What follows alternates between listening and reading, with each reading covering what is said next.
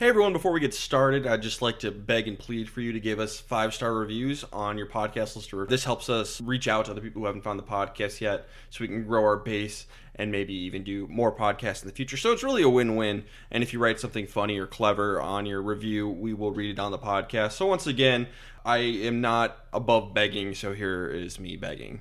All right, let's get to it. All right, everyone, welcome back to the Castaway Consultants, where we teach future Survivor players how to play the game by criticizing what past players have done. I'm one of your hosts, Ryan Stacy. I'm your resident superfan of Survivor who knows everything there is to know about Survivor and very little about most other things that most human beings know. I'm joined by my two fabulous co-hosts, Derek Kubicek.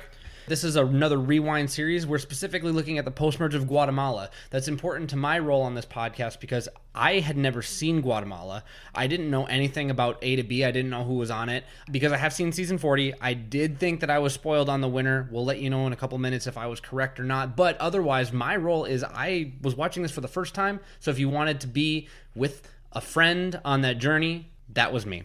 And then we also have Josh Wessler. Hi. I watched this season something like 4 years ago now, and I tracked down some of these old seasons, and it's cool to see that like 4 or 5 years ago, whatever to the days. But yeah, I remember enjoying this season. Not a mass amount of memorable moments from it, but still some good things to pull from it, and an overall enjoyable season. And Josh watches the premiere episode, the merge episode, and the finale with us. Besides that, he doesn't watch, so we can gauge how memorable the season is, and that's kind of his role in the podcast. But that is right, we were talking about the post-merge of Season 11 Survivor Guatemala today. And so the whole point of this podcast is we rewatch it so you don't have to. I know you're busy people, maybe less so with quarantine, so maybe you do have all the time in the world to watch Survivor. But if you don't and only want to watch a few seasons, we're here to tell you what is must-watch Survivor and what you can skip. We would prefer you to watch almost all Survivor. But if you can't, that's what we're here for. Before we get into it, the big question we have here, folks, before we get into any spoilers, because we will be spoiling the entirety of Survivor Guatemala very shortly here, but before we do that, is Survivor Guatemala must-watch Survivor? I strongly recommend it, but I don't think that this is must-watch.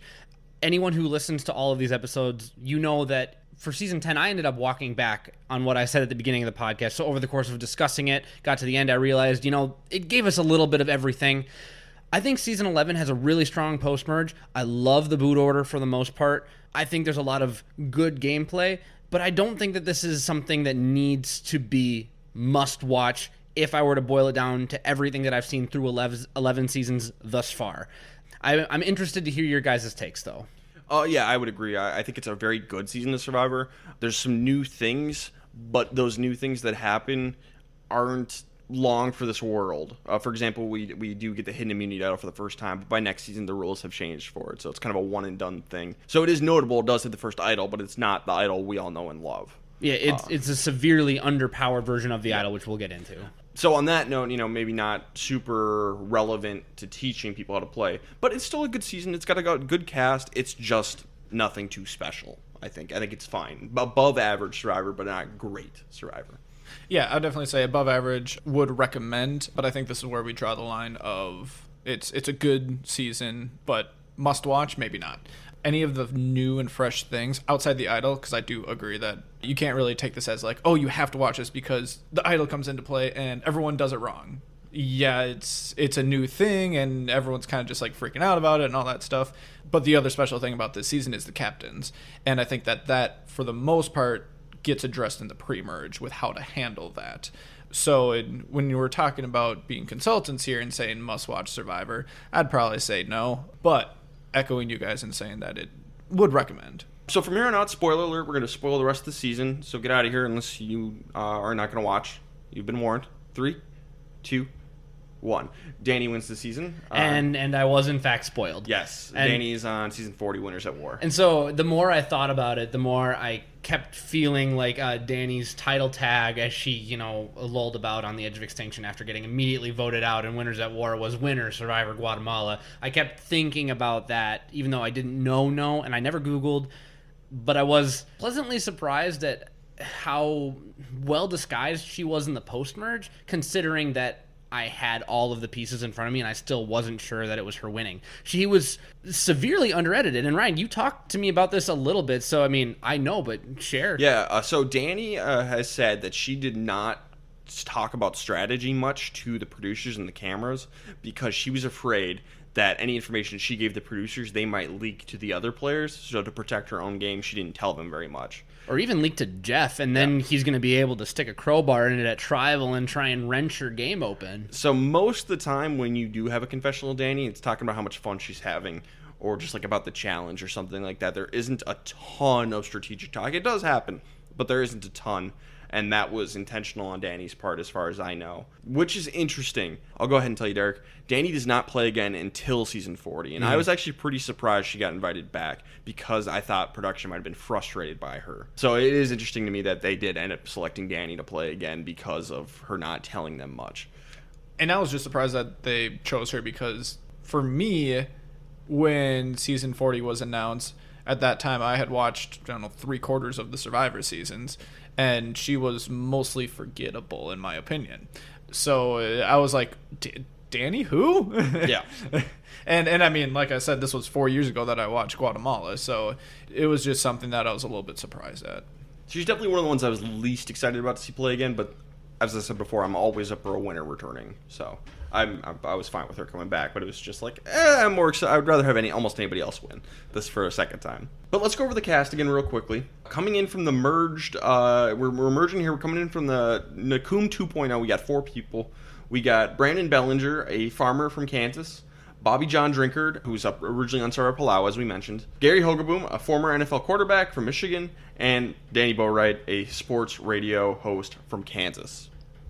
And then coming in from the new Nakum tribe, I might have screwed up earlier, where they were from the new Yasha tribe. Okay. I was gonna correct you, but I'm like, I'll let Ryan burn. So they were from the new Yasha 2.0. Now here's Nakum 2.0. For some reason, I always get these two tribes mixed up. It's like I'm really good at remembering tribe names and who's on what, but Guatemala always messes with me for some reason. But we have Jamie Newton, a water skiing instructor from California. Judd Sargent, a hotel doorman from New Jersey. Cindy Hall, a zookeeper from Florida. Lydia Morales, a fishmonger from Washington. Rafe Judkins, a wilderness guide from Pittsburgh. And Stephanie LaGrossa, who is also on Survivor Palau. And that is our final 10. Just to remind everybody of our winner picks, Derek and Josh, you guys both had Rafe. And I had Stephanie. We do pretty good. We're not going to get all the way, but we do pretty good. Yeah, and I do believe that all 3 of us landed on Rafe. If we could have switched or had the opportunity to switch, we all still landed on Rafe. Yeah, at the merge, if I could, I would switch to Rafe, but I'm not allowed to. Yep. All right, anything else before we jump into these episodes? Nope. Get after it. All right, episode 8, the merge episode. It's called The Hidden Immunity Idol. Spoilers, dude. Derek didn't know this is when the Hidden Immunity Idol was going to come into the game, so we had to be like, Derek, don't look at the TV. Derek, don't look at the TV. And of course, we're watching on somewhere that has commercials. So like every single time it would come back from commercial break, we'd be like, Derek, look, don't look, Derek. Look over there, a spooky ghost. He's like, what? Why can't I see the TV? I'm just like, don't worry about it. This is the downside of streaming. Yep. When you have titles that relate to what's going on. Okay, so when we merged the two new the two groups don't really get along. Yasha, which is Bobby John Group Classic, they work really, really hard. The other group mostly just sits around and complains. That's Stephanie's group. That makes a lot of sense. Yeah. That tracks. It tracks well. Again, I'm not a proponent of a majority alliance sitting around and doing nothing and using the minority alliance as their worker bees, because eventually you're going to need those votes and you're going to want to be on their good side. So, I mean, I've never really understood the strategy. I understand why it works or why the dynamic falls the way it does, but don't do this. Not at least to the extent that we were given in the edit. And it gets so bad that Bobby John's group, they just go fishing without the other group. It's like, okay, this is not what you do. You don't just go off and go fishing. You have to try and socialize. Quit working hard and just talk and get to know people. That's the right move here. If they're all sitting around not doing anything, join them and talk and get to know them and make a friendship and then vote them out. Or use them, however you see fit. Well, and in a group of 4, if all 4 of you are working super hard, honestly, I would not be afraid to jump ship at that point and try and become the 7th to the 6th. Sure. Because anything is another 3 days, another 2 days, another vote for you. Why are you going to strap yourself to a sinking ship? It doesn't make a lot of sense. But I think what it is, all 4 of these are kind of like the good, hard-working types, country people, besides Gary, because he's from Michigan.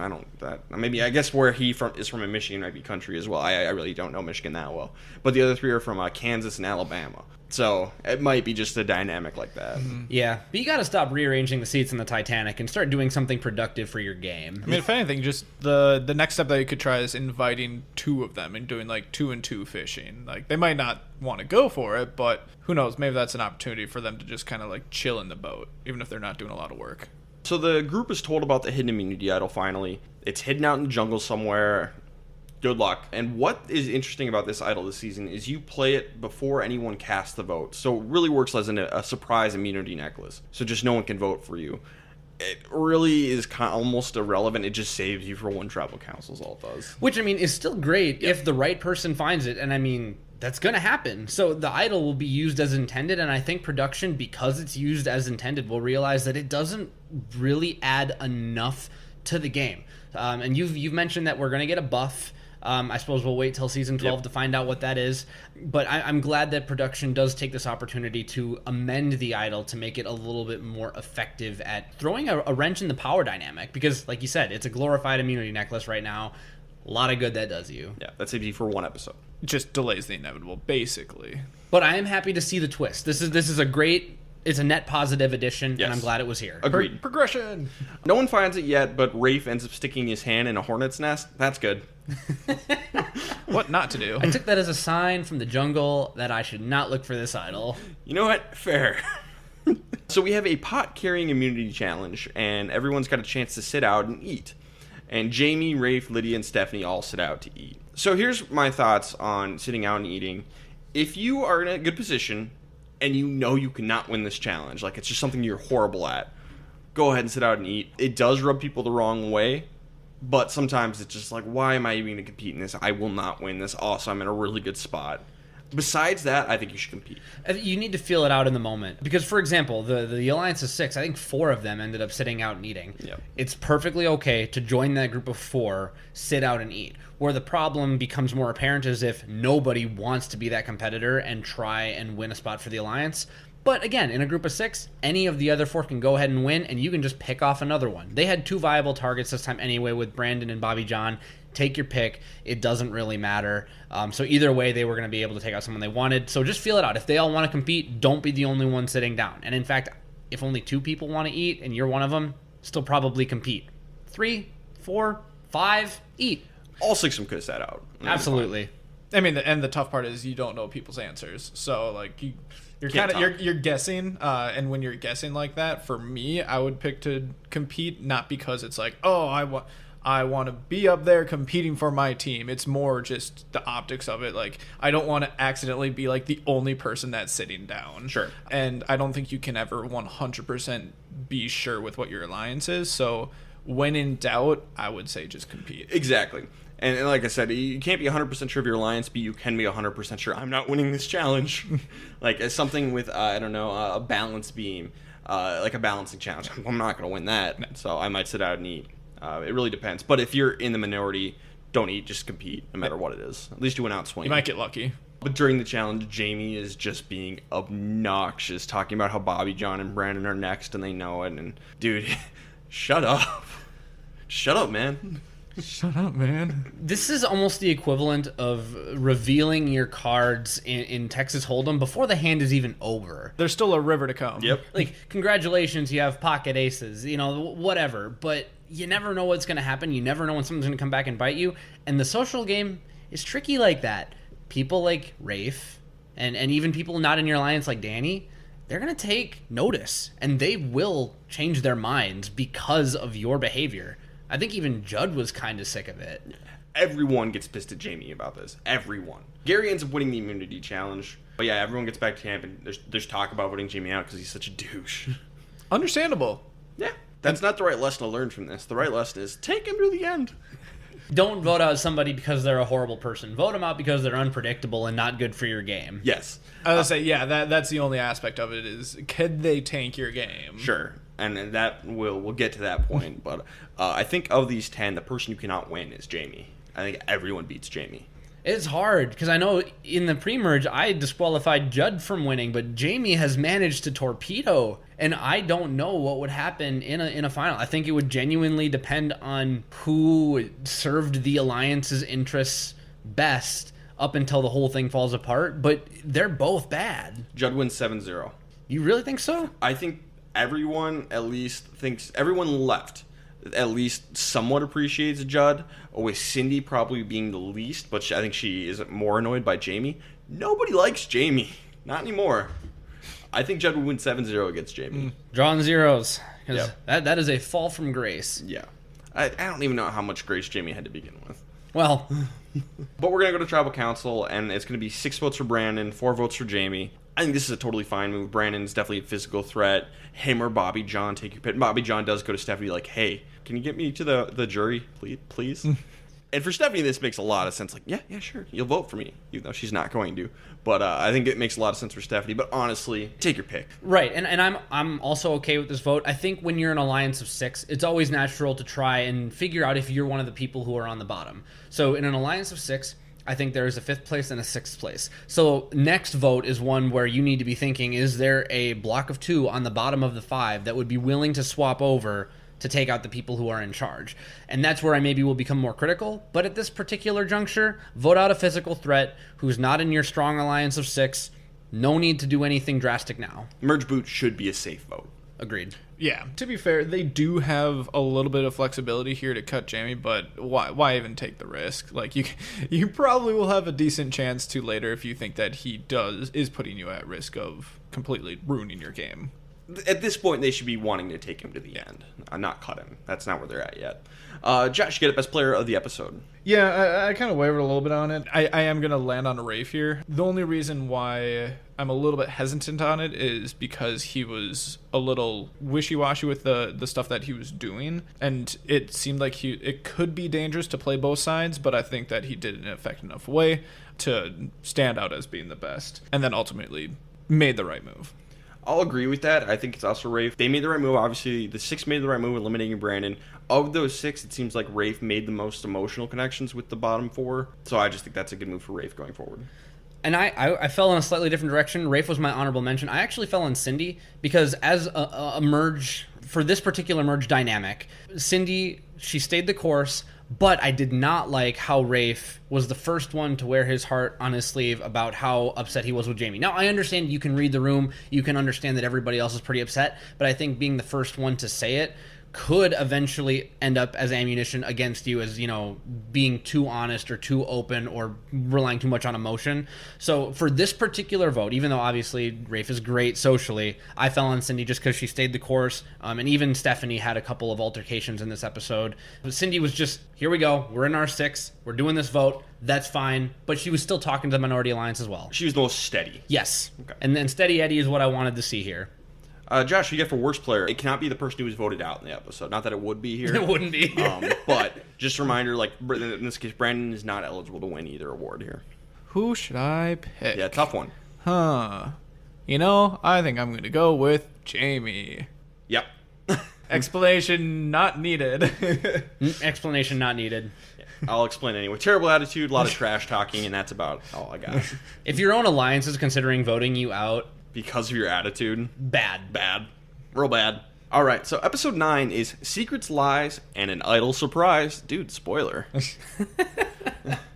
You're spoiling what's going to happen in the episode. Jamie's really upset because he got called out pretty hard, and I think he's genuinely hurt by this, and I think he does legitimately try to make some reparations in this episode for his attitude. I think all of this, what he does in this episode, is pretty sincere. He's still crazy. And does this one little thing, does this make him not the least likely to win? No, but, if we go by... it's no longer 7-0. Josh, you've always said, you don't like to say a person cannot win. There's always time to change.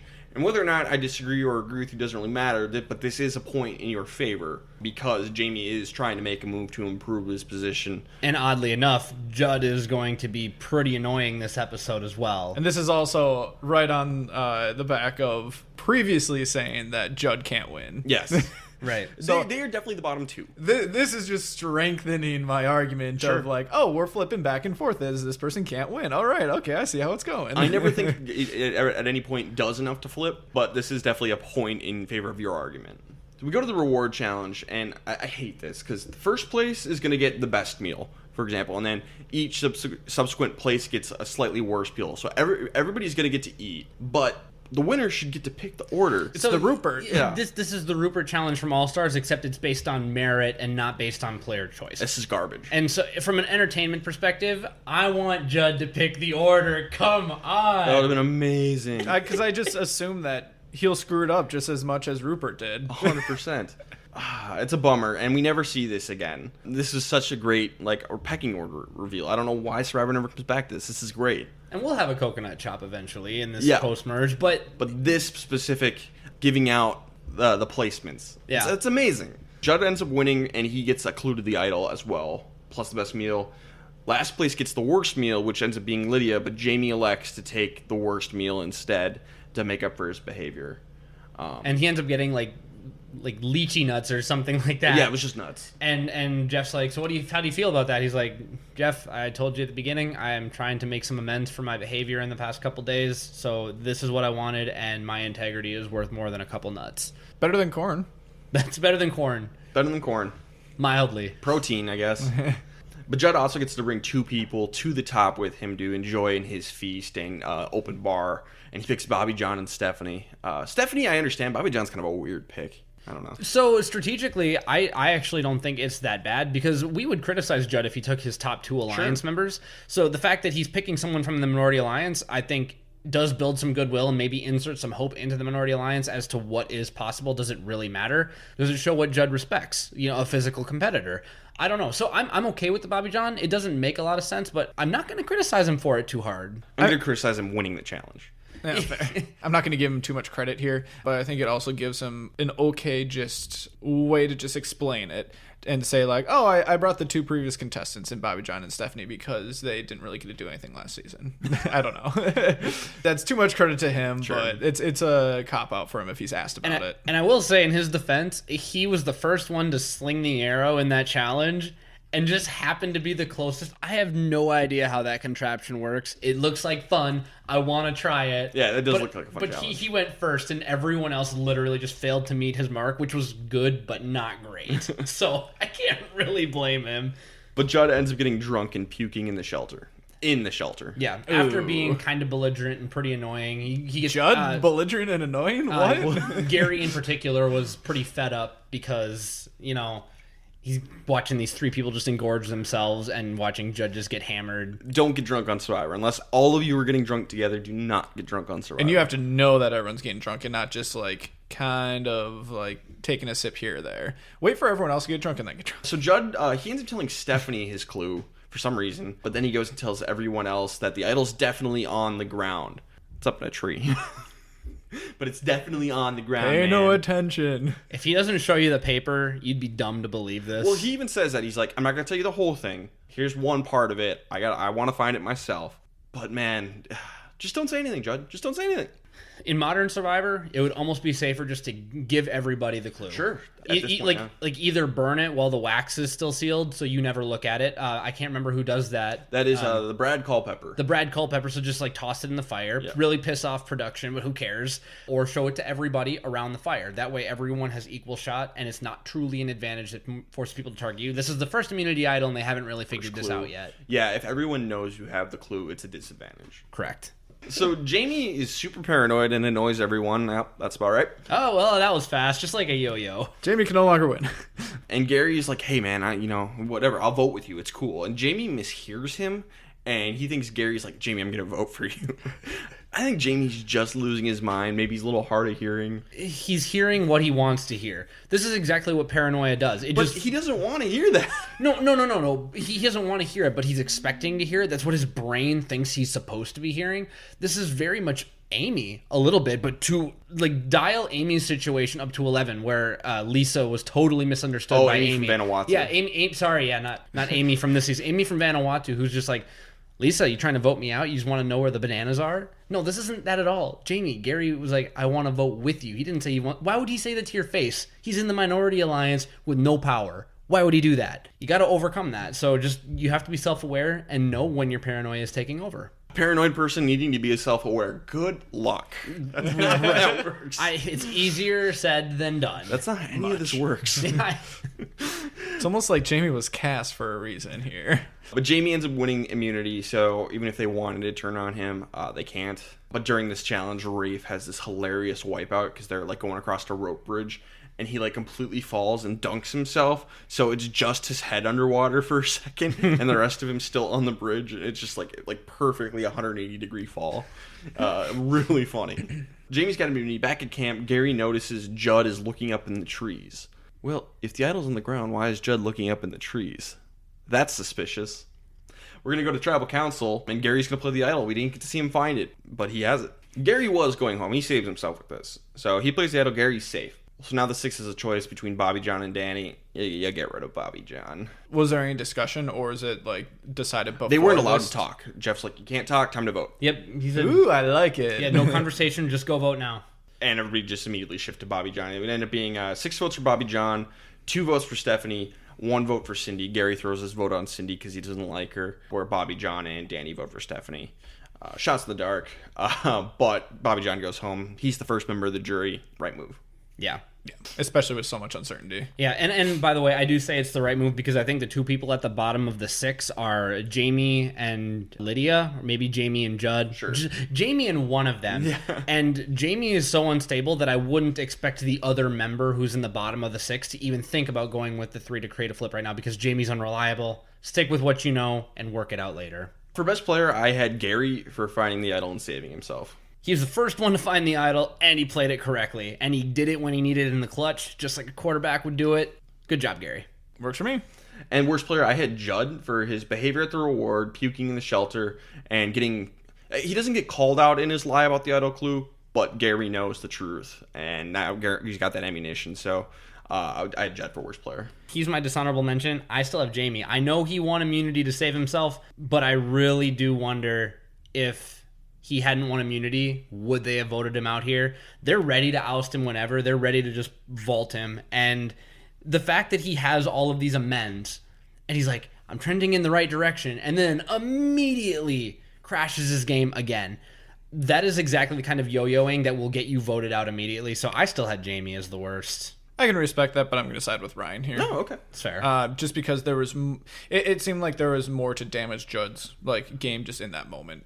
And Jamie did some stuff to improve his spot. That's why I ultimately went with Judd. I don't hate the Jamie pick whatsoever, yeah. And I thought you were going to go with him, but I'm going to stick with Judd. And I mean, he also won immunity, so it's like, yeah. And I will give people who win immunity worst player sometimes. I think I did it to Ian last season. Probably well earned. Probably well earned, yeah. Episode 10 is Eating and Sleeping with the Enemy. Right after Tribal, Jamie gets into another paranoid fight with Gary, and Gary's like, wait, what are you talking about? Just Jamie's like rambling nonsense. And even Judd says, Jamie, I think you're being unfair and ridiculous because Gary's like, Jamie, you're going to think what you're going to think. I can't change your mind. And then Jamie's like, well, I hope you're happy, Gary. And then Gary's like, I'm fine. I get why you wanted to vote for me because I'm a really big threat and I'm not in your alliance. Well, why aren't you getting so mad at me? Why am I the only one who's mad? Good question, Jamie. Judd's getting mad at you for being unfair and ridiculous. Whoa! Something might be wrong here. There's a better litmus test, but if that's the one that you can use feasibly, there's a problem. Jamie's crazy on this, but I love that he's on this season. Oh, he's super entertaining. What a character. But this is not how to win $1 million. No. So Danny, Steph, Gary, and Judd win reward. They get an overnight stay. And Gary and Danny work hard on bonding with these guys. Like, oh, we're best friends now. And it's pretty good work on their part. And they bring coffee back for everyone. So they're working it. That's what you got to do. And we do learn that everyone kind of holds Gary in really high regard. He's working it the best he can in preaching integrity and preaching honesty, which, again, is the right move. Never to buy into that hype. I mean, unless you're on an alliance that really emphasizes that and it's the only way you're going to win, fine. Everyone knows how I feel about honesty and integrity in the game of Survivor. So, but, good job for Gary and Danny for not just laying down. Jamie asks Rafe to agree to a final 3 deal with Judd. And Rafe says he needs time to think about it. That's the wrong move, Rafe. Uh-oh. It's also a bad sign for Jamie. Yes. Jamie, that's a red flag. Be paranoid. If someone comes to you with a deal to be in the final 3 with the 2 least likely people to win the game, you take it. I don't know what Rafe was thinking. I mean, and even if at the time you're not super serious about it, maybe think about it a little bit. If it's just going to be a clean sweep and all you have to do is make it into the final 2, sure. I want to share the gold standard for saying yes. It was in season 40, Winners at War, and I think it was Adam approached Boston Rob and said, "We're going to vote up Parvati. Do we got you?" He gives him a nux and says, "I'm all in." Cut to confessional. That is the dumbest thing I've ever heard in my life. I can't believe he told it to me, and I will absolutely do my best to turn this around on him. That is how you do it. Rafe is too nice to do it. Hot take. Boston Rob is a better player than Rafe. Now, it's not as funny as it sounds, because Rafe is a good Survivor player, but Boston Rob is better. Shocker. That's why I said it's the gold standard. Yeah. You can win and not be the gold standard. Yes, and there's a few of those on Winners at War. Rafe ends up winning immunity on a ropes course. Plan is to vote out Gary because Gary's the bigger threat of Danny. Fair, and also the right move. Yep. But Jamie is so annoying that Rafe launches a plan to knock Jamie out of the game. But why? Can't you suck that up by being stuck with an annoying person for 2 more weeks, if that? I could do it. I hang out with you guys. As long as he's not just gonna kill me in my sleep or something like that just because he's paranoid, then sure. I don't know if they have machetes on this season. I haven't seen any machetes. They do it. It ends up being 6 votes for Jamie, 2 votes for Gary, because Judd, they don't tell Judd for some reason. Why vote out Jamie? He can't win.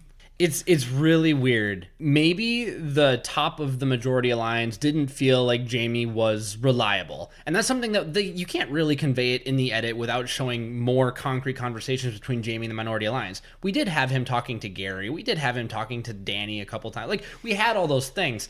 Maybe it was time to cut out the unpredictability, seeing how they had already gone up 2 extra in the numbers since the merge. So if you're going to do it, this is a fine time to do it. If you're Rafe, it's an okay time because he's the only one of the only ones building relationships with people in the Minority Alliance. So it makes sense for him to do it because he is going to be the one who can flip if he wants to. So for Rafe, it's fine. For the rest of the Majority Alliance, I think they really should have thought long and hard about it. I don't hate the move enough to condemn them for it, but you're right. Jamie can't win. Hold them hostage. This is the perfect GOAT. I think that when you have someone who is at the bottom and shouldn't be able to win, that they almost always are the right person to bring to the end. The reason why I'm okay with this one is because if that person's at the bottom, that can be a few different reasons. And if it's something like they're just really unlikable, they piss everyone off, fine. That, great reason to bring them to the end. When there's someone who is massively suffering from paranoia, that's where you get the unpredictability from, and that it might actually be better to cut ties with them if you have another core group that you can work with. Not saying that this was the right move, but I'm okay with it. With Jamie running around asking everybody what their game is 24/7, maybe nobody there felt like they could actually play Survivor while Jamie was still there. Here's the thing. I'm not upset that people get rid of Jamie, but when your other option is Gary, who will beat everyone at the end, who is a physical threat, who is a social threat, who is a strategic threat, a triple threat Gary, who is at the top of the pecking order to win the game, you get rid of Gary. So get rid of Jamie next time. Gary has to go here. Get rid of the Tom. Yeah. Gary could easily pull a Tom, and they're lucky he doesn't. Yeah, this was the wrong move. Get rid of Jamie next time if you have to, but this had to be Gary, and it's not. Terrible move. Ultimately, I'm going to say it's the wrong move, but that's just my reasoning why I'm not 100% dismissing it. It ends up being 6 votes for Jamie, 2 votes for Gary. Judd was not in on this. He had no idea, and this really sucks for Judd because now Judd's the person who can't win the game. Yep. Jamie has a hilarious exit. Blindsided. Nice. Now that's how you vote somebody out. Legendary exit for Jamie. I almost feel like it was redirected anger, but it could have also just been like, I'm free. Yeah, that's kind of what I felt like. Thank you. Just I could see him lifting out of his seat and just like ascending to Ponderosa. Like, I think it was good that he went home for his mental health. yeah. But yeah. And Terrible potentially move. everyone else's health. Yeah. But it should have been Gary. Derek, who do you have for best player? For best, I had Rafe. I think that he's working the social bonds really well across the board. And I know you're probably going to say Gary, right? I'm giving Rafe worst player. Really? Why? Because he was so hesitant to make that final 3 deal with Jamie and Judd, and for turning on Jamie, which I think was a bad move. And I don't think that it was a bad move. I think there was a better move, but I think if someone in the majority alliance was poised to make a move, Rafe did just add a notch in his belt. He did just improve his resume as redirecting the vote to take out Jamie, because to this point, he's been great in on the social game, but has otherwise just been riding with the numbers. Now he's starting to put his mark on the game, and I had this as something that he can put on. He can wear this badge. I voted out Jamie. I was the first one to do it. Yeah, but Jamie's going to be pissed at Stephanie and Rafe for stabbing in the back. But more so Stephanie. More so Stephanie, but, we're going to get to the final 3. I think Danny would have beat Rafe because, people liked Rafe more than Stephanie, but Danny pissed 0 people off. Rafe pissed some people off. And, that's hindsight thinking. I had Rafe as my best player, and I'm sticking by it. Okay. I had Gary as my best player for bonding with Stephanie, bringing back the coffee, and getting rid of Jamie. Great move for Gary. And I will say, Gary should have gone home, didn't go home. That's always a good argument for best player, but I do feel like he was more at the mercy of others, and Rafe was the driving force behind it, and I thought it was a good move for Rafe. Obviously, you didn't, but I did. I think that other than Gary, Rafe is the next top of the totem pole guy. So I do think that you could look at it in a way as being like a meat shield almost, keeping Gary around, but you have to get rid of him eventually. So I do think that it is a bad move on Rafe's part. So I'm going to side with Ryan here. And then Derek, who did you have for worst player? I had Judd. He was the only one left out of the vote for some reason. Obviously, the people didn't feel like they could trust him. That might have been carryover from last episode with him being a little bit more belligerent again. I know you have Rafe, but Judd's being left out socially, and now he cannot win the game. Yeah, but it's not his fault. I mean, yes, it's his fault he can't win the game, but this move was not his fault. Voting out Jamie is the worst thing he can do, and even if people were on board with it, he should have been fighting against him. They didn't tell him about it. And that's not great, but even if they did, Judd shouldn't have gone along with it. So that's why I hesitated to give Well, to he Judd. might have not gone along with it, but the fact that he didn't know and the fact that he cannot now win the game, you need to be able to be more flexible. And if his game was so inflexible that, 1, he's not told, and 2, now he's done, I feel like it was worst. And I know that you're Rafe for the reasons you already specified. Yep, I said Rafe. I don't have an answer, but I don't like either of your guys' choices because I feel like Rafe shouldn't be the worst player of the episode. But I also agree with Ryan's reasoning that it shouldn't be Judd because it wasn't because of anything he did. If you want to abstain, you can, I suppose. I'm going to abstain. Okay. I did not get a good enough reasoning from either of you to agree with. That's fair enough. A lot of people left in the game, Josh, I'm okay with this. It's fine. It's fine. Episode 11, everything is personal. Judd plays off the betrayal pretty well. He doesn't explode back at camp. He's like, hey man, I wish you guys had just told me, man. I would have gotten along with you guys, man. He's doing the best he can. He is irritated, but he's giving the necessary lip service. Yes, exactly. In Judd's own unique way. Yeah. The next morning, Gary and Lydia are talking around the fire, and Lydia is giving out a ton of information to Gary, which isn't necessarily bad on its own, but Judd overhears everything and rats them out instantly. Good for Judd.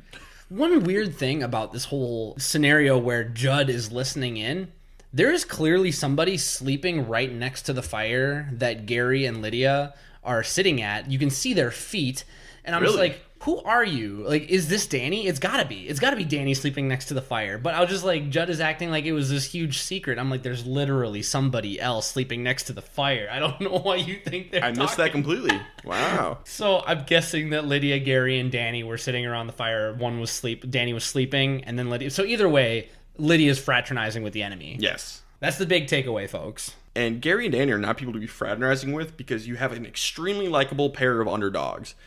Those people you want out of the game. If you have an underdog in the game, they need to be super unlikable for you to work with them. If you have likable underdogs, don't talk to them. Just get them out. Go away. Which Gary and Danny both qualify as likable underdogs. Exactly. I have them as number 1 and 2 to win the game. I think Gary's number 1, Danny's number 2. I think they beat everybody else who makes the merge. I do love the underdog story as a viewer. And the jury loves it too. If you play the likable underdog, you get to the end without pissing anybody off, here's your $1 million. It's a hard game to play, hard game to pull off, but if you can do it, Danny does it. So we get the coconut chop reward. Not immunity. And that's fine. And I do like it as a reward. Lydia just like starts targeting Stephanie because Stephanie's been on a few rewards, but who cares? And she just starts going after Stephanie hardcore.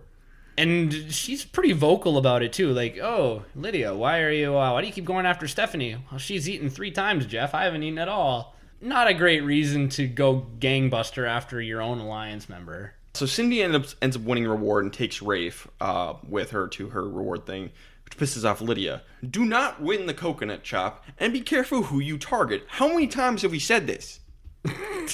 It's like they don't listen to us. Although I will say, maybe it is a sneaky, like, good move on Lydia's part because you have to be careful about not, like, outing your alliances or who you're closest with. So maybe it's like, oh, I'm going to choose this one really specific reason to go for Stephanie because that'll just buy me a couple of chops. But it pisses off Stephanie. Yeah. So, like... Which is also good for everybody else's game except Stephanie's. The right move here in a coconut chop is target the person. Either A, don't answer any questions correctly and just throw the challenge. Oh, that's the right move. Or B, if you don't want to do that... if you get something right, you just target whoever has the most lamps left. Like, who's got 3? All right, boom. All right. And all you do is target the person who's got the most left. Stephanie gets back to camp and kind of just yells at everyone. Not a great look. Yeah, because she's like, I haven't eaten. Everyone's eaten just as much as me, except for Rafe and Lydia. But other than them, everybody's eaten just as much as me. This is ridiculous. I don't want to hear another word about it. And if you got something to say it to me in private. Don't say it in public forum. If you got a problem, talk to me. Stephanie, chill out. Relax. People are trying to press your buttons. That's kind of the idea. This is the start of the Stephanie downfall, at least edit-wise. Well, I mean, she kind of started it herself back in like episode 2. Fair enough. So at this point, Stephanie, Cindy, Rafe, and Judd, they all kind of like, you know what? We're done with Lydia. She's out of the alliance. And you have the numbers to do that, so there's no problem with that. Probably don't tell her. I don't think they do with like actual words, but with their actions, their body language, and how they treat her. They let her know. But again, if you have the numbers, if it is 4 of you, you can do that. Mm-hmm. Maybe just be a little careful about it. Be careful. You don't want to lose a vote. Yeah, but if all 4 of you do it, sure. You gotta vote for one of you. If you're gonna have an alliance of evil, you can pull it off, but you gotta go to the end together. Brian and Clay. So we get the classic folklore immunity challenge, which Rafe ends up winning. Tribal Council's pretty great. It's pretty straightforward. Gary's going home, but Gary's going out swinging. He's like, hey, everyone, you can get Stephanie's autograph after the game. And he gets his licks in because Judd is trying to high horse and be like, I've never lied in this game before. And then Gary's like, didn't you tell everyone the idol was on the ground? Why'd I see you looking around in all the trees? Why'd I find the idol in the tree? Why'd I found an idol in a tree? And then Judd's like, okay, I lied about the damn idol. Like, you could tell he was like a child who just got caught with his hand literally in the idol jar. Fun. 6 votes for Gary, 1 vote for Cindy. This was absolutely the right move. Get Gary out of here. The Tom Westman cannot win. But Gary's probably my favorite person this season. I think if I had to rank all these contestants, Gary's probably my number 1. He's a lot of fun. Gary was great. Too bad he never plays again. Never expected it either. As an ex-NFL quarterback, though, I think he would have a hard time winning, especially coming in and not having an alter ego anymore. Yeah. So for best player, I had Judd, actually, for handling the post-tribal fallout pretty well. He ratted out Lydia and just threw her right under the bus and got rid of Gary, who was his probably biggest threat. So I had Judd. I had Rafe for winning immunity and making sure that Gary couldn't win and still being better socially. Like, yeah, Judd didn't make any huge mistakes. He did what he was supposed to do, but Rafe is still in the power position and, again, was the main reason that they were able to finally vote out Gary and, in a weird way, would almost make amends for the mistake that you think he made last episode by keeping him around. I'm going to side with Derek on this one. Mainly because, like I mentioned, I think that Rafe was in the number 2 spot behind Gary. So right now, he just got rid of his top competition. Sure. Mm-hmm. Worst player, I'm going to give it to Lydia for scheming and plotting with Gary too openly, handling the coconut chop poorly, and getting kicked out of the alliance. And I'm going to have Stephanie. I think that Lydia pushed Stephanie's buttons, and Stephanie freaked out on everybody publicly and accused everybody of eating just as much as her, and everyone is held to the same standard as her, and everyone needs to treat her in this certain way. And also, Gary was able to get his licks in on Stephanie at Tribal Council before the episode was done. I don't think those were licks on Stephanie. I think those were licks on everyone else. It was licks on everybody, but you're also getting a huge target repainted on you because everyone seems to almost have forgotten that she's a returner, that she's a captain on this season. But Stephanie's still in the top 4. Lydia was in the top 5, and now she's not. She gets kicked out of her own alliance. We already agreed that she was already at the bottom of her majority alliance. But now she's not even. It makes sense for her to try and do something to shake it up now. But doing it the way she did, like at the campfire where anyone could watch, and getting kicked out of her alliance. Okay, I know that hindsight bias is what it is, but she has a really strong bond with Rafe. So just because she's at the bottom and she uses this time to build a bond with Danny and with Gary to keep her options open, we're going to find out that pays off. But doing it at the campfire where anyone could watch and throw her under the bus is terrible. I don't think anyone was as shocked as they pretended to be about it happening. She gets kicked out of the alliance, so I think they were. It didn't feel that way to me, but I understand. Josh, break this tie. These are two bad players for this episode. Sure. We can agree on that. Yes. No matter who wins, the other gets a dishonorable mention. I'm going to side ultimately with Ryan here. Sorry. What Stephanie was doing back at the camp is inexcusable, just yelling at people like that. Sure. But yeah, when there's a Final Four and there's 6 people left and you are no longer in it, sorry. All right, episode 12, Price for Immunity. It's just kind of a funny moment here. They're like, the contestants are having like a cartwheel contest, and Judd out of nowhere does like perfect cartwheels. It is weird. It's like, what? Judd, dang, dude. But then we get the Survivor auctions, and the only really 2 notable things happen. First, Danny buys an advantage for the immunity challenge. This is unforgivable for everybody in the Majority Alliance because you were able to pool your money together. You could have stopped Danny. She's on the out. And for all intents and purposes, they were planning on voting her out. I think it changes. Yep. She was going. Now this came up twice in the finale, once during the beginning recap and once during the reunion show. Was this the last thing? No. Or was it was just like in the middle of the auction? It was second to last, It might have been second to last. It was towards the end, but it was not the last thing. Yeah, I don't see why there's any reason not to just try. Because I think Danny bid like $200 or $300 on this. But the point is that Judd ended up spending $880 that he combined with, I think, Cindy in order to buy his loved one. Or maybe it was Stephanie. It might have been Stephanie. I don't know. So if you're going to combine it, like... Danny can't win this. Danny can't win this. You can't let her have it. I think they think that, hey, if she wins immunity, we'll just vote out Lydia. It'll be fine. Which, that makes some sense. But at the same time, it's like, dude, you have an advantage in the game for sale. Do everything you can to get it. Mm-hmm. Why risk just going to a backup person? You only have one backup person. Don't do it. Cindy ends up giving Judd her money so he can buy the loved one's visit. And he ends up picking Cindy and Stephanie to go with for the loved one's visit. Was it made clear that there was going to be a loved one thing that you bid on at the end? No, that was the last thing. Jeff's like, okay, one thing left. Hey, loved ones, come on out. Oh, okay. So what were they saving their money for? I will say Danny was the MVP. I know we don't want to spend a ton of time on this, but beef jerky, Danny bid on it. Like a burger platter, they didn't know, but it was a blind thing. She went in with somebody, I think it was Rafe, and she bought it. So Danny bought 4 things, including the advantage. So she uses this advantage. It's one of those tile flipping immunity challenges that we've seen a few times, but she's allowed to, whenever she wants, she can switch spots with somebody. And she switched spots with Stephanie, and it's over. She wins easily. Yeah, and just for posterity, I want to say you should wait until you are on your last tile and then switch with somebody. Sure, you can do that, but it's also one of those games where it's there's a point where it's maybe you won. You could have a mental error, though, so I will side with Derek on this one. Is even if you see something wrong, I don't know how you would standing there that long. Just wait. So Lydia kind of manipulates Judd to say out loud that he's still pissed about Jamie getting voted out without Judd's knowledge. But Danny ends up telling Rafe and Stephanie that Judd's pissed about it. So they're like, okay, well, Judd's pissed. We'll vote him off. What? Why? What are you doing? Don't vote out Judd. You can all kick Judd's ass at the finale.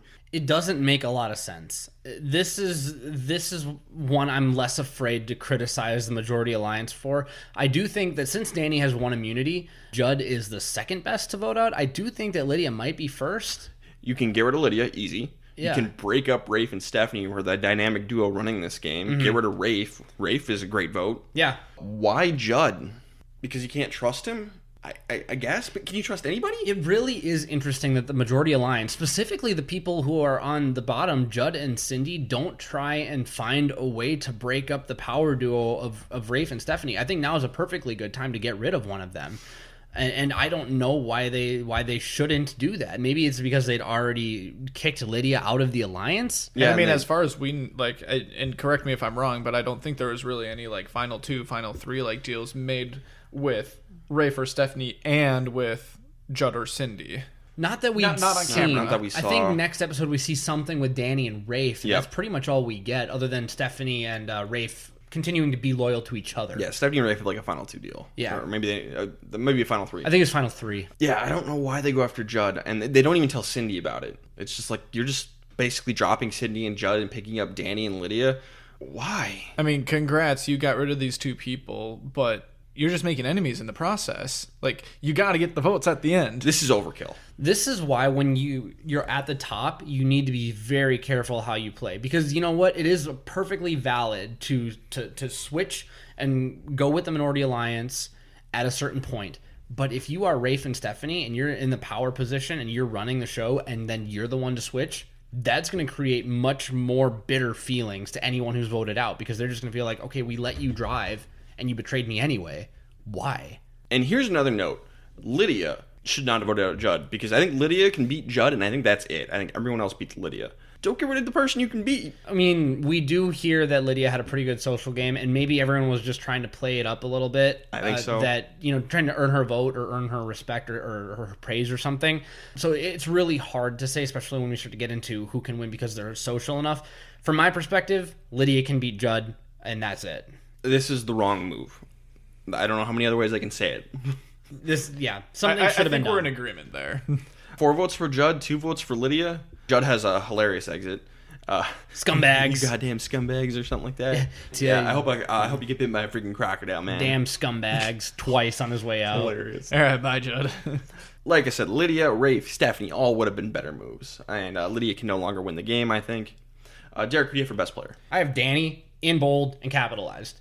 You absolutely raked it in at the auction. You got the advantage. You used the advantage correctly, though not perfectly, in my opinion. You still won immunity, and for some reason, you got the Majority Alliance to vote out somebody that didn't make any sense. And even for people who were in the Majority Alliance, because I think that Danny basically can't make a mistake in the vote out because she's on the outs. Why isn't the rest of the Majority Alliance trying to vote out Stephanie or Rafe? Why are they not even considering it? Everyone else does poorly, and Danny does amazing. It's her, and it's not close. Yep, it's Danny. Yep. How about worst player? I had Stephanie because I felt like of the people in the Majority Alliance, Judd is absolutely not going to vote for her now. I think he is most angry at her. I think he had a better bond with her. And so of everybody left, Stephanie's the only one who's guaranteed to lose a vote. I agree completely. I exist. Thanks, Josh. Yeah, Stephanie's the worst. Episode 13, big win, big decision, big mistake, question mark? Whoa.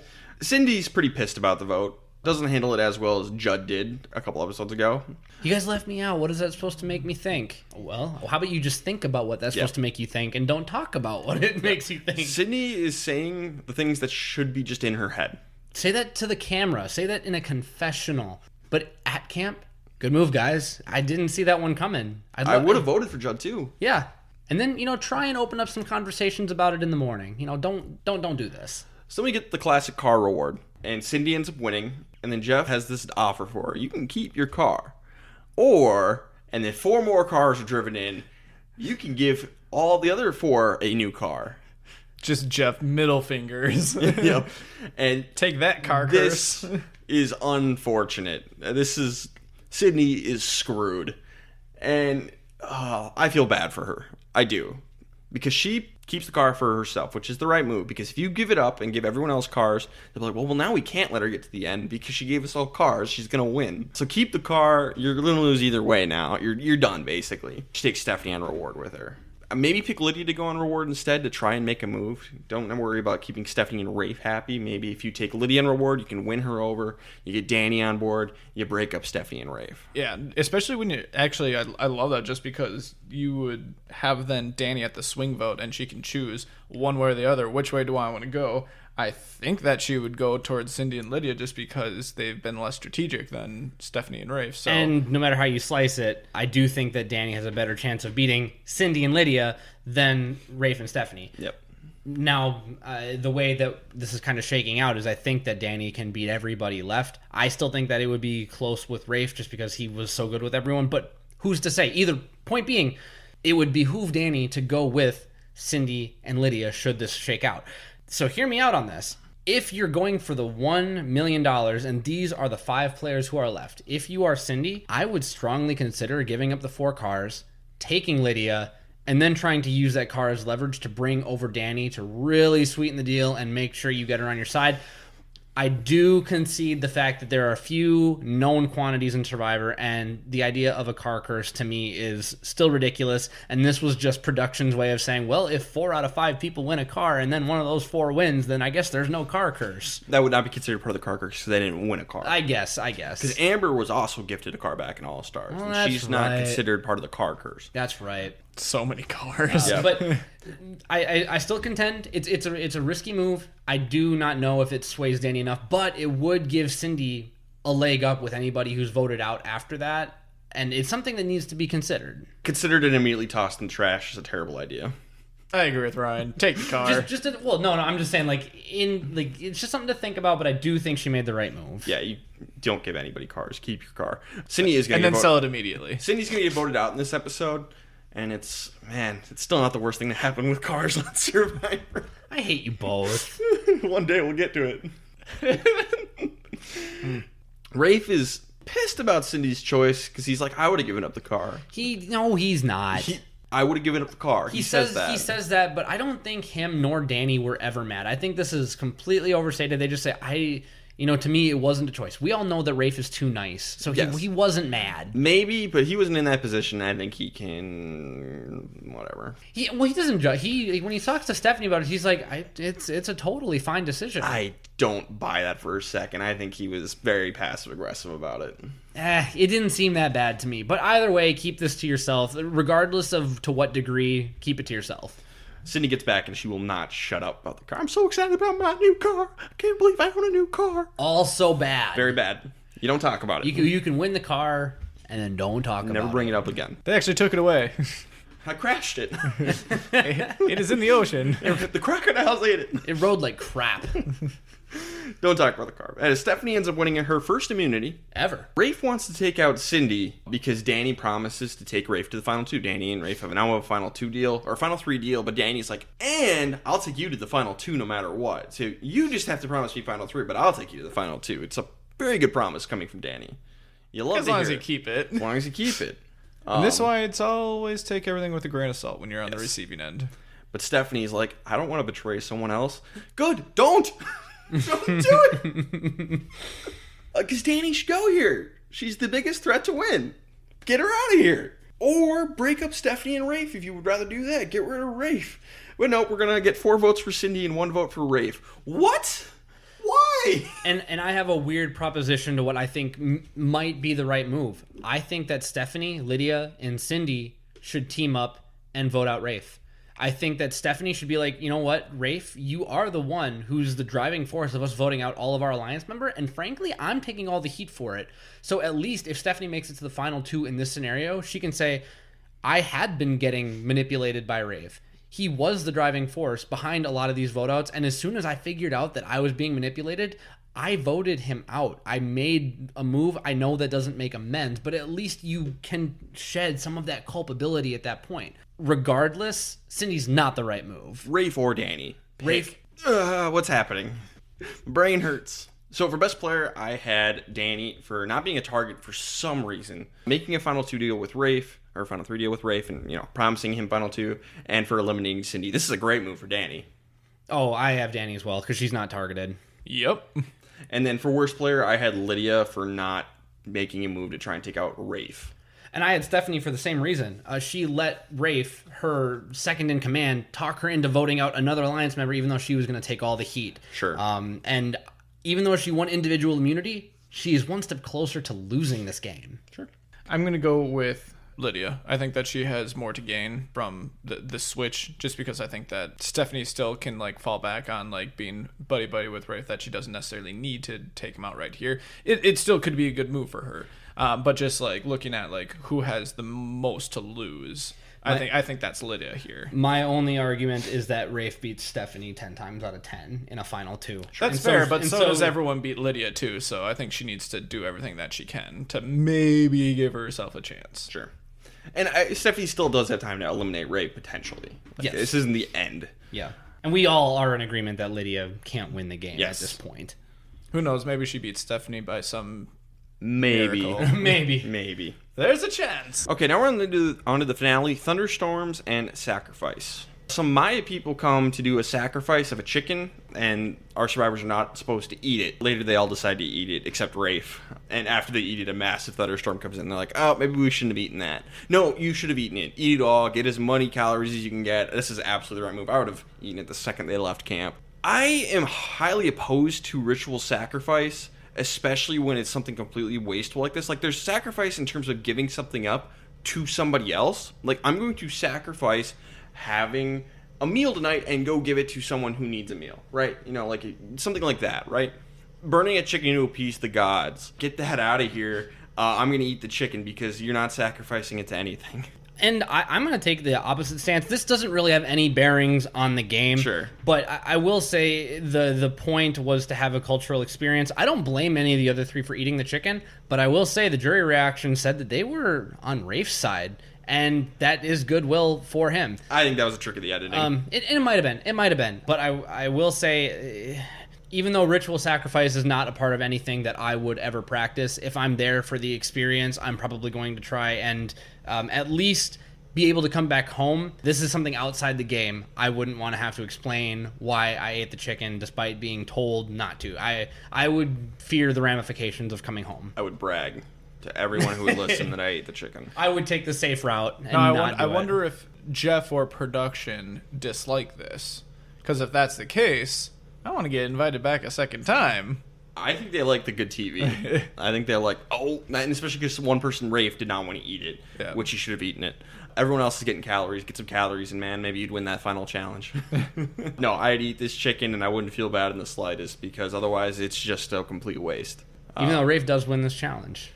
So the chicken thing happened after the Final Four challenge. I'm just talking about it in this order because it's better than jumping around. So sacrifice happens, they go to the Final Four challenge, and then they eat the chicken. So going into the Final Three challenge, maybe Rafe would have won if he'd eaten the chicken. Even though that was a lapse of focus and not a lapse of like physical ability. Having the chicken calories would have made him more focused. Yes. He was sitting there thinking about the chicken when he touched the post. So the point is, eat the chicken, screw the sacrifice. Are you here to have a cultural experience, or are you here to win $1 million? Eat the chicken. ¿Por qué no los dos? No, you can't have both. Okay, you can enjoy. You can't have both. You can't have both. You enjoy the experience, but then you eat the chicken. I'm with Rafe on this one. And if it would have hurt his position in the game, maybe I would think otherwise, but I really don't think it did. And I think he went about it in a respectful way. If I was on the jury and someone said they wouldn't eat the chicken because they wanted to please whatever. He didn't say it was because he wanted to learn the meaning of sacrifice, I'd lose a little bit of respect for them. I'm not saying I wouldn't vote for him, but I'd be like, that's stupid. So, you know what? It did hurt his position in the game if I'm on the jury. Well, good thing I'm not on the jury. Right. But Rafe does it at winning this Maze Immunity Challenge at the Final Four. So clearly, Lydia should not go home, right, guys? No. And actually, I think now is a great time because whenever we come in and watch the finale together, you always say, all right, Derek, what's your prediction? And I was like, okay, I'm going to be as unbiased as I can because I have a hunch that Danny wins because season 40 or whatever. So I said, at Final Four, either Stephanie or Rafe needs to go home. Because for the record, I don't have Danny beating anybody. The way that the edit is portrayed, I see Rafe and Stephanie as a clear 1 and 2, and Lydia as a clear 4. So I said, no matter who wins immunity, Stephanie or Rafe needs to go home. Nope, not even considered. Not even for a second. Not even an option. Rafe gets Stephanie to jump on board to vote Lydia out of the game. The one person Stephanie can beat. Why? Why does this happen? Well, and we come to find in the finale that it seemed like it was put into Rafe's hands. Like, you make the decision and I'll go on board, is what it sounded like.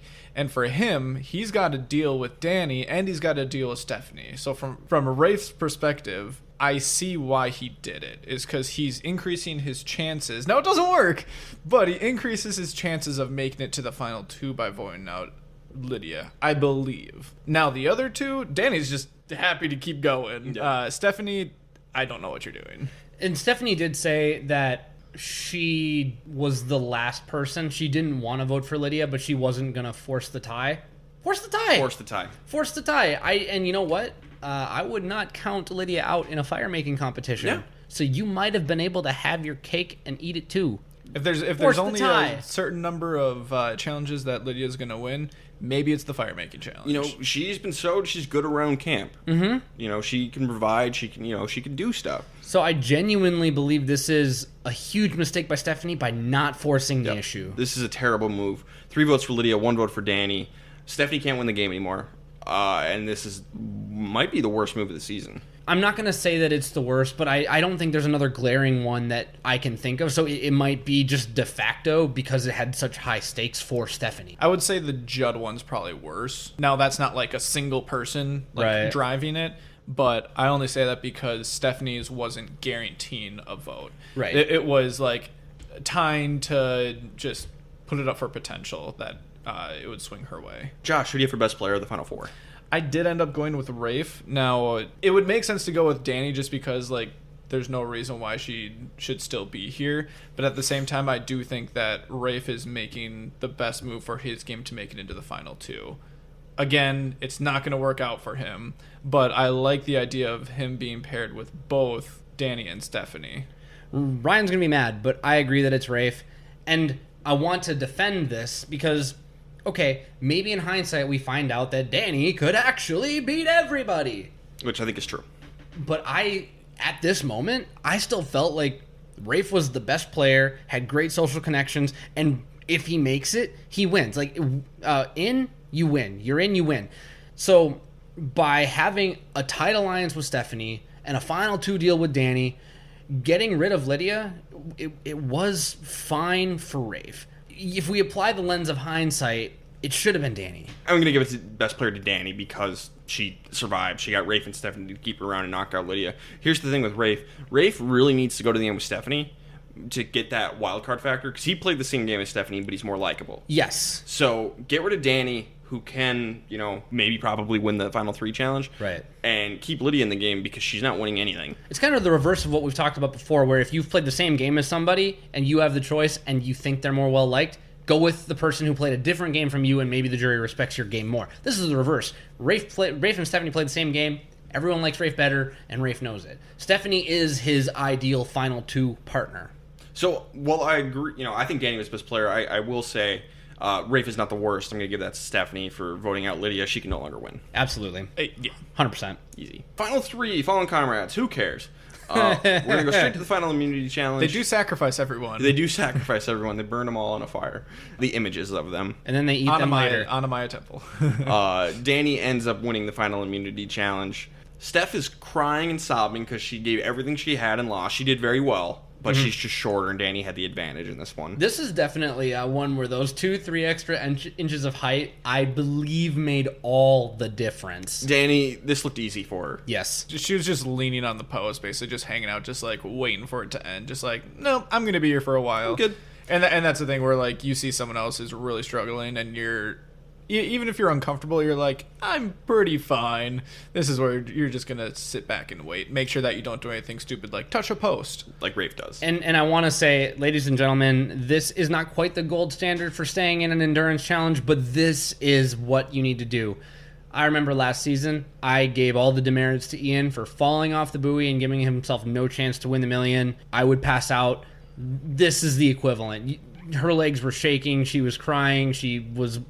That is what it needs to be. So give it all you can. Yeah, that gold star wasn't enough, but gold star to Stephanie for doing that. But Stephanie's crying very hard and very obviously upset about this. So Rafe, in a moment of Rafe being a good friend, is like, Danny, I release you from the promise you made me to take me to the final 3. Do what the right thing is for you. Real Denethor move. I release you from my service. I mean, it's like a less worse version of Ian. Yes. He still thinks she'll take him, and he's wrong.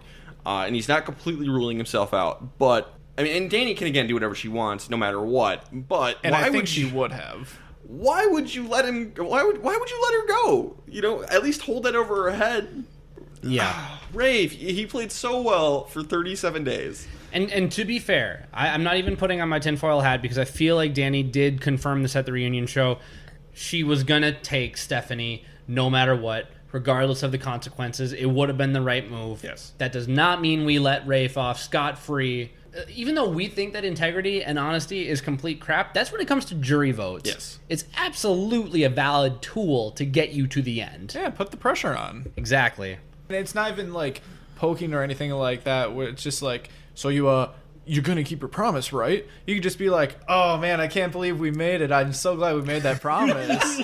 And just just buddy the entire time, just go hanging out. Just leave Stephanie on the ground crying and go give Danny a hug. Be like, good job. We did it. We made it. Now there's a move I would commend. Gotta be careful with that one. So Danny ends up voting out Rafe, which is absolutely the right move, 100%. No question. Yeah. Best player is Danny for winning immunity, taking out Rafe. Worst player, there isn't one. Yeah, Stephanie gave all she could do. Yep. And she got brought to the end. And she got brought to the end. Not by her doing, by Rafe's doing and Danny's doing, but she did all she could. Yep. So, Derek and Josh, you have lost your winner pick. Very well, but not well enough. Being as unbiased as you can be, going into the final two, who would you have picked to win, Danny or Stephanie? Stephanie, hands down. So I actually do remember, while I don't remember my winner picks very often, I do remember my feelings going into the finale here between these two. And when I was watching the first time around, I do remember thinking that Stephanie would win. So in this case, I'm going to go with Stephanie and even put myself in this shoes right now. I don't think anything that we've seen in the edit would really sway me to just change over to Danny. And again, that's because Danny was severely under-edited by her own doing. Yep. But yeah, I agree. So we're all on Team Stephanie. Let's see how that works out for us now. Hooray! Not well. We'll get at least a vote. We'll get one vote. Final Tribal Council. Opening statements. Danny talks about how she came into the merge in the minority, which is also a good thing to mention. Like, hey, that's impressive. You came in here down in the numbers and you're still here. And Stephanie's like, hey, I didn't think I was going to make it to the first Tribal Council. Fair. I think Danny's was slightly better, but I think these are both pretty good opening statements. Yeah, I would agree.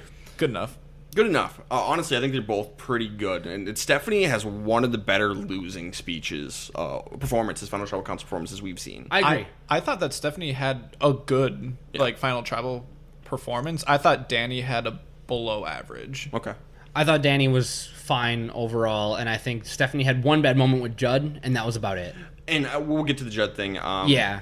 I don't think she could have done anything with Judd. Gary wants to know why he shouldn't vote for them. And Steph says, well, I broke my alliance with you. Fair enough. Good answer. Yep. Danny says, I made a selfish move by aligning with Rafe. I made a selfish move in the game of Survivor, so I shouldn't win. What? I'm sorry, her logic does not compute with me here. It's not a great answer, but I think with Gary being the integrity, honesty guy that he is, he's the pinnacle of those things, and him being so aligned with Danny for a long time, I think it resonates. Yeah, I mean, yeah, probably. But, and again, I think it's another thing is like, well, what else can Danny say? What else did she do wrong? Yeah, and maybe that's an argument for her game, too, is like, this is such a meh, thing of why you shouldn't vote for her that find something else. Yeah. Good luck. If there wasn't anything else, then that's a good mark for her. But Yep. I can't think of anything on top of my head. So. Just played from the bottom, never really had a chance to make a lot of decisions. That would be maybe the only knock. You didn't drive the game. Sure. Jamie brings up the betrayal and it's like, how do you think people should feel about that? The people you betrayed stuff. He's like, well, it wasn't just me. And I hope people who I backstabbed would respect the game. Okay, yes, that's the idea, but I feel like you need to massage it a little bit more than that. You can't just say, you respect the game. You got to be a little nicer than that. Yeah, you knew this question was coming in some fashion or another, and it will come from multiple people.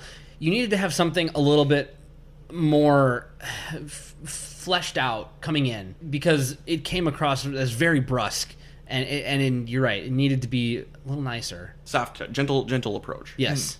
Lydia asks why I should vote for either of you after you betrayed me. And Stephanie says, well, it would have been too easy to beat you. If I brought you with, could anybody respect me? Wow. While I enjoy the entertainment of this, maybe not the best thing to say to her. That's might be, I think, Stephanie's worst answer. Not a good answer. Whereas Danny says, it's just a game. Yeah, fair enough.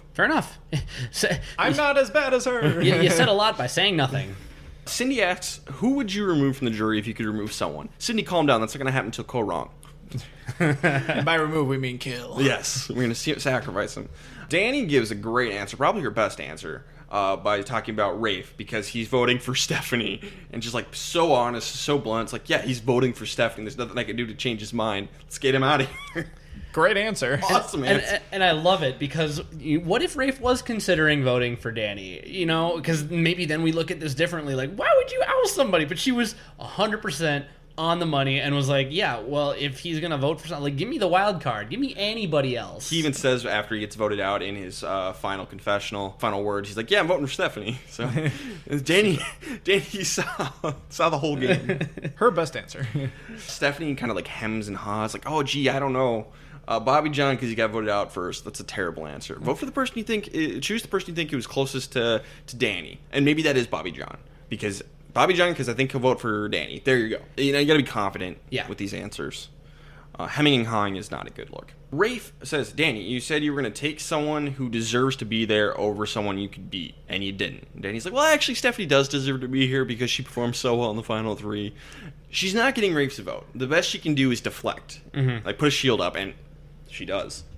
I think Danny's got a good answer here. Well, and I still personally believe that Stephanie does deserve to be there, and I still believe that Stephanie did play a better game from what we got in the edit. Now, we get less than 1% of 1%, but from what we've seen, I think that Rafe and Stephanie were both deserving. Sure. Maybe Rafe more so, but good answer. Great answer. And finally, Judd is pissed at Stephanie, and basically, he's very funny, very mean to Stephanie, but I think he's the best juror just on pure entertainment.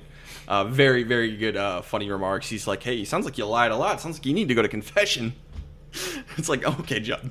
That's to Danny. Yeah, that was to Danny. I forgot that one. Yeah. I would have preferred it to not be, well, this and like his following comments said, Stephanie, maybe not have him be like the last person that's up there, just because it like ends on that weird note that's like, okay, this person's being very obviously like unfair. Like they're not going to listen or anything like that. And that's the type of person who would like, I'd want like in the middle more than anything, but... what was the exact question that Judd asked Stephanie? I don't know. He rambled a lot, but he was just kind of mad at her for lying to his wife on the family visit. And Stephanie was like, I didn't lie to her. I was planning on going with you. And Judd's like, well, that sounds like a lie to me. Okay, that's not a lie. I will back up Stephanie on this. No, here's the thing. And I think Stephanie could have, like...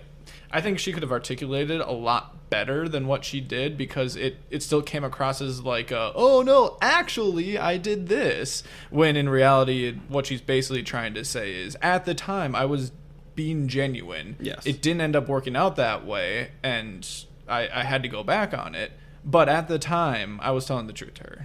And she was trying to say that. The one comment I was going to make, whenever you've got a bitter jury member to this level who's just not letting you answer the question, stop addressing them and address the rest of the jury. Sure. Because all you can do at that point is try and win someone else's vote, and if not, mitigate the damage. Put up the shield like Danny did. Yeah, maybe go on the attack on this particular... Like, you lied, too. You're being a hypocrite. I did the same thing you did, and maybe you were genuine to me, maybe not, but I took you out before you could take me out because you were being untrustworthy. Whether or not you actually were, I don't know, but I thought you were. If I was wrong, I'm sorry, but I'm not sorry for taking you out. Yeah.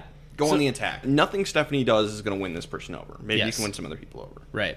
Closing statement, Stephanie apologizes for hurting people, but came to play. And Danny again is like, hey, I was in the minority, but I'm still here. Both are very good at closing statements. Yep. But doesn't matter. Danny wins 6-1. Rafe votes for Stephanie, just like Danny called. But Danny ends up winning the game. So, did the right person win Survivor Guatemala? Okay, I have to defer to what the jury said. I hate doing this. It feels like a cop-out. All I can say is that the edit really fooled me into thinking that Stephanie and Rafe played a better game than maybe how it was perceived by the jury, and that is the editor's fault. Sure. That is not our fault. And that might be because Danny hid her strategy and her thoughts on the game from production as much as she did. So in the moment, if I'm being honest, I felt like the wrong person won. And I feel like because of the way the edit went down, we will never truly understand everything that Danny did, and I'm really bummed about that because I love when we can get into their headspace and we can be them and we can enjoy the ride with them, and we really had a hard time doing that with Danny. Sure. So the edit would lead me to believe that the wrong person won, but I can't argue with a 6-1 vote. It's just too lopsided, especially when Stephanie's only vote came from the person who played the same game. I don't want to say yes, but I'm going to go with yes, because at the time I thought that Stephanie should have won. I still feel that way. Now, that is, like Derek said, because of what we were shown throughout the season. But the reason why I'm going to say yes, the right person won, is because it was a 6-1 vote.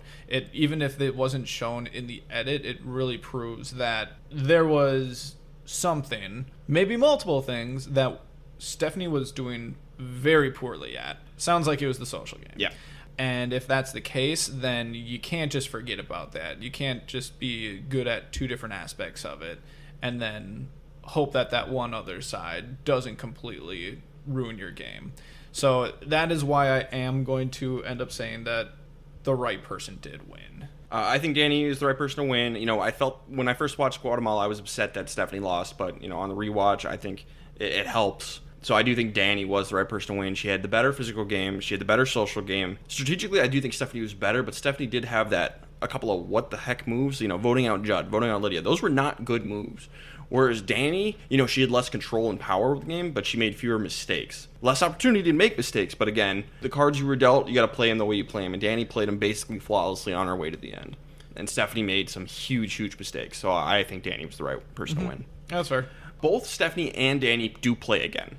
Are you guys excited to see them come back? Are they the only two from this season? Yes. Okay. I'm going to be honest, I'm kind of over the Stephanie game. I think we've seen two completely different sides of her. I will say, I think she came to play this time around, and as a returner, she played well. I can see her on a fan versus favorite season or something like that, but do I need to see her again? I don't think so. As for Danny, I am kind of in your camp where I'm always all for winners coming back, but I do think that she's closer to Amber than she is to, like, Ethan. That's fair. I don't think that's even close either. I think Danny is one of the least exciting winners, at least. Yes, again, maybe because of the edit, but whatever. She was probably the person I was in the bottom, like, 3 for my excitement level for Winners at War. But at the same time, I'd like to see how she'd perform differently the second time around. So for her, yes. Stephanie, I'm good. No, I really don't need it. Like Derek said, we saw two completely different sides of her. Again, probably because of the edit more than anything. And she made it to the final 2, didn't work out. I'm good. So Danny, yes, because she's a winner, but I will say out of all the winners we've had up to this point, she's the one I want back least. I think everyone else I'd like to see more than her, because Danny, she doesn't talk to the cameras. It's hard to get in her head. That's tough. So that's the main reason. At least Giuseppe and Amber talked about their games. Mm-hmm. So, you know, Danny's not my favorite winner. She seems like a nice person. I'm down to have her back because she's a winner. Stephanie, yes, I would have her back, but I want a long break. You know, she played back-to-back. Let her get away from the game for a while, maybe learn something, maybe change something up. Wait like 10 years and then bring her back. And then, yeah, I'm down. But not right away. Reunion show, kind of a snooze fest. Oh, by the way, our winner picks failed completely. Yes. Hooray! I didn't even get a chance to change mine. My pick made it to the end, and that was it. Oh, darn. Oh, darn. Reunion show, kind of it's a fine reunion show. They talk to everybody, I guess. It's fine. Cool. So let's wrap up the season. Best player of the season. And again, we only count the people who made the merge. So of the final 10, who was the best player? I had Rafe. I still think there's a chance that Rafe wins over Danny, just because Stephanie, again, maybe she was just making everybody angry. We did see her blow-ups. We did see her get less of a golden girl edit, not to, you know, make a golden boy joke about Blake from this season or anything like that. But we didn't really get that with Rafe. Rafe didn't make a lot of people angry on screen. We did see him have some emotional moments, but it seemed like because he had genuine connections with everyone that he would at least have a chance with that same strategy. He was way more of a physical threat than anybody gave him credit for, and I think whenever you can have that sneaky physicality and that sneaky competitiveness, it's always an edge in Survivor, because he does not have the physical build that would suggest it. Super strategic, super social, and more physical. So I think he's a very complete player and had a chance of beating Danny if he made it. He needs to be a little meaner. I also went with Rafe. I actually think that he beats any of the people in the final 6. He just needs to make it there, and he didn't. And that happens. I think that he has all aspects of the game. He had 4 immunity wins, so there's your outplay. His social seemed like it was, at least, maybe it wasn't top-notch, but it was better than the people he was aligning himself with, which I think was intentional on his part. Maybe it wasn't, but I think that he was the strongest player. We didn't get to see everything from Danny, but I still think that he does beat her in the end, and I think that he should have. I gave it to Danny because I think if you want to mark out a blueprint of the most effective way to win Survivor, you stay quiet pre-merge, you come into the post-merge, you stay under the radar. And this is, when I say blueprint, I mean blueprint for being in the minority situation coming into the merge. You come in and you're down in the numbers, you stay calm, you stay under the radar, like the stealth bomber she described her as, and become the last person left of that group. And then you start to rise, and then in the end game, you make your moves and make your way to the end. Danny plays the blueprint textbook way to win coming into the merge in the minority. I wish she talked to us more, but that's also very kind of smart because producers have leaked information before. If you want to win Survivor but not be a compelling TV character and only play once, probably Danny gets lucky and gets to play again. This is a very effective way to win. Does it make for great TV? No. But I do think she's the best player because she has an amazing social game, solid physical game, and she does have strategic chops. I don't think we got to see as much of it as we would have liked, and that we got to see with like a Rafe and Stephanie because they were in so much power. But I think Rafe is missing that killer instinct, which you gotta have that ability to cut people. And like he would do it, but and he did cut several members of his alliance. But at the end game, he wasn't willing to let Stephanie hang out to dry. You know, the people he was best friends with, Stephanie, he wouldn't cut her.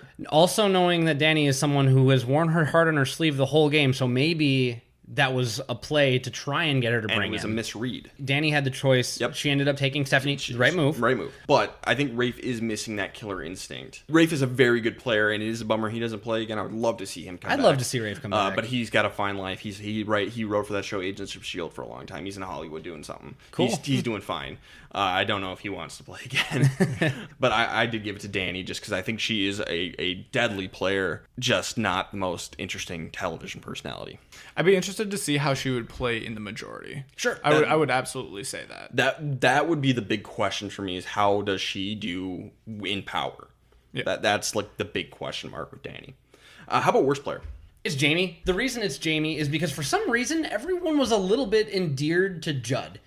Like he had a very slim chance of winning the game, but he never really did cave in to any kind of paranoia. All he did was let his New Jersey tendencies get the best of him several times. But other than that, everyone really seemed to like him. Once Jamie started to spiral, he spiraled hard, and the only reason he stayed as long as he did was because he happened to fall onto the side of the majority. He'd have been the first one out in the minority alliance. Oh, yeah. And he saved himself with the immunity win. Otherwise, he probably would have been got out even earlier. Right. Yeah, it's Jamie. Horrific social game. He has like strategic chops and physical chops. His social game is so bad that his own alliance just like, no, we're done. We can't handle this anymore. It's one of the worst social games we've seen by someone who's made the merge. It's Jamie. I was originally trying to think of like any way to not pick him just because I don't like Lydia. So I was trying to like think of my way through that. And while Lydia definitely has a lot of flaws, and I could absolutely put her probably number 2 here, I don't think there's a way that you can not pick Jamie. And Lydia at least has a social game going for her, and that is the most important aspect of the game. So if you're going to draw 0 on one of them, don't draw 0 on the social game. Yeah. Let's get into some Jeff Watch. Anything you want to talk about, Derek? One time he asked the players if immunity was worth playing for, so that was really weird. Yes, I think so. I'm going to sit this one out. But other than that, nope, nothing too different about Jeff. Weather report.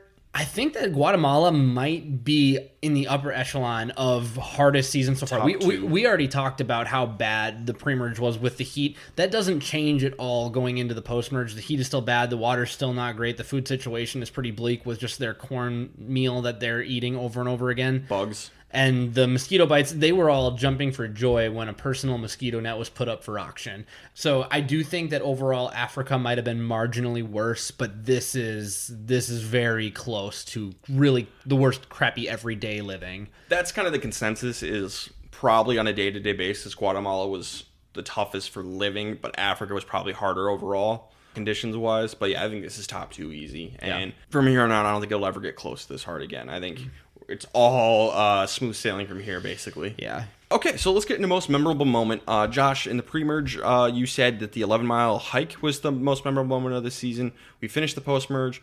Does that stand? What is the most memorable moment of the season? Honestly, there's not a whole lot to choose from here. More just for historical significance. You got to toss the Idol in there. Do you guys have any other nominations? I don't really have anything else other than the Idol from the post-merge. The Idol is my number one for the post-merge. Mm-hmm. I got nothing. Ultimately, I know that Ryan is going to disagree with this, but I am going to give it to the Idol just because that is the one thing that stands out from the season. Now, the second that you start the hike, it's like, oh, this is the season with the hike. And I understand that, but I think how much of a staple, and not just like a one-time thing in modern survival, but how much of a staple that an Idol is, let alone advantages are to the game of Survivor now. I think it just has to be the memorable moment for the season. Sure. I can't really argue with it. I think I would still probably give it to the hike just because that's what's ingrained in my memory, but Idol's a close second for sure. All right, last thing. We got to rank the season. 11 seasons in. We got to rank them. So here is my new ranking. First place is Season 10 Palau, followed by Pearl Islands, Vanuatu, Borneo, Amazon. So coming in 6th place is Season 11 Guatemala. And then to continue on, it's Africa, the Australian Outback, Marquesas, All-Stars, Thailand. So dead center, middle of the road of what we've seen so far is Guatemala. Yeah, I'll go next. So I still have my number 1 at Season 10 Palau. 2 is Season 7, Pearl Islands, and then Amazon, Vanuatu. And then sliding in at number 5, I've got Guatemala just ahead of Australia, followed by Borneo, Africa, All-Stars, Marquesas, and Thailand. So 5th. 1 spot higher than Ryan's. From the top, mine are Pearl Islands, Palau, Amazon, Vanuatu, Borneo, Australia, Guatemala. Okay. So I'm putting it in the 7th slot there. And then as a reminder, the following after that are Africa, Marquesas, All-Stars, Thailand. Okay. So kind of middle of the road season, but, we've liked more than we've disliked, I think, overall. So, even average middle of the road Survivor is still good Survivor. Mm-hmm. Yeah, it's in good company there in the middle. I would say I've actively liked all but 3 of these. And even All-Stars I was okay with for the most part, so... You didn't like Marquesas or Thailand? Yeah. And I like Marquesas. I don't care for All-Stars or Thailand. Marquesas was the probably first one that was just it's a season. Sure. None of us like Thailand. Yeah. Thailand and All-Stars, definitely the bottom 2. Not for Derek. Yeah, I'm 3rd from the bottom. Oh, well, yeah. Okay, die. All right. So next up will be Survivor Season 12, which is Panama, also known as Exile Island. Yep. Derek, you are familiar. You've seen 3 of these contestants play before. There's a 4th I'm pretty sure I've talked to you about. You're familiar with them. I guess as a hint, they were on that Survivor Cambodia when they get voted in for the second chance. This person was on the ballot, did not make it in, so they didn't get to play. Okay. So I'm pretty sure we've talked about this person's existence before. But then there's 3 people you have seen play and you're familiar with. Understood. And I don't know if any of them are from Season 40 or not. So just so everyone knows, I haven't gone back to Season 40 to look at where these people are from. And even though Ryan says that I know 3, possibly 4 players, I just want you to know on paper, I currently know nothing. So... I will disclose all of that in the pre-merge episode as soon as I know. But as for right now, I know nothing. So I'm excited for another season where, at least going in, I haven't a clue what's going to go on. I know Exile Island is a thing because they said it at the reunion show, and that is it. All right. Anything else before we sign off here? One final thing for me. So, idols. I have been waiting for the first idol, and so now I'm going to judge kind of before Hidden Immunity Idol and after Hidden Immunity Idol. So I'm excited to see how that progresses, how it changes the game, and how quickly the players are able to catch on to that dynamic. Because I do think that this is the end of an era. It reduces the importance of alliances, not as the Idol was in this season, but I'm sure in iterations to come. In my opinion, we have finished old school Survivor. We're done. We're into middle school Survivor, I guess now. Because you're not quite in modern. No. But I would agree that I'm not sure if it's this next one or the one after that I would truly consider the next step after old school. And I think it's 12 here. I think this is it. This is the start of a new era. I like Panama. I'm excited to be here. Really good cast. There's some characters on this season, so this should be fun. You can follow us on Twitter at Castaway Pod and go ahead and give us those 5-star reviews that we like so much. Anything else before we're done? That's it. I think so. All right. This has been the Castaway Consultants. Got nothing else for you. Good night.